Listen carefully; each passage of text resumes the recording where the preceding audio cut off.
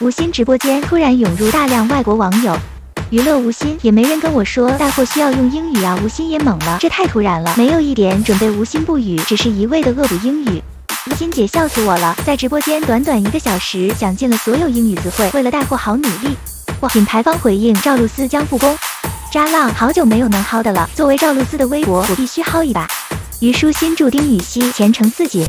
所以两个正主关系好着呢，粉丝们不要多想了。最好的宇宙中心，最好的竹林四侠呀，还是期待一下2025年合作一个双人唱跳吧。竹林四侠闪耀星河，妙妙，祝子期前程似锦，阿姐，祝子期越来越优秀，一直闪闪发光。柳大哥，阿生未来也要奔赴热爱，自在前行。别拉虞书欣了，还不如期待虞书欣新剧《虚国王在冬眠》，期待未知。赵露思疑似将复工。休养了1个月，硬是把推迟的活动给补上了，还是个公益活动。赵露思你怎么这么好？我真的哭死！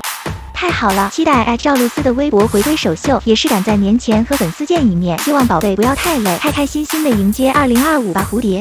星传向安宥真道歉 ，Darcy 就微博运营失误向安宥真和粉丝道歉，并对失误职员采取了最高级别的严惩措施。星传公司在粉丝维权长达1周后才说明情况，就做了书面报告敷衍艺人以及粉丝吗？告黑进度在哪里？你说的补偿就是继续拿这件事情为你的回归做宣传吗？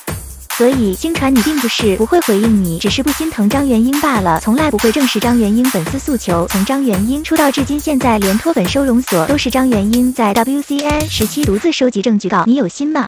虞书欣祝徐丹杨世泽买了丁禹兮杂志。竹林四侠的友情闪耀星河，妙妙，阿姐，柳大哥的祝福语，好好哭。我们竹林四侠的友谊是一辈子。老于甚至20分钟就下单了，凭什么要挨你们的攻击呀？我请问丁老师粉丝还有心吗？甚至买了13万，够有意思了吧？虞书欣买了丁禹兮杂志，而且买了1210本，两人关系还是挺好的吧？李云睿回应被叫内娱薄姬的神。可爱真诚，加号言之有物，加号运动男孩，加号薄姬的神宝藏男孩。李云睿，你还有什么是我们不知道的？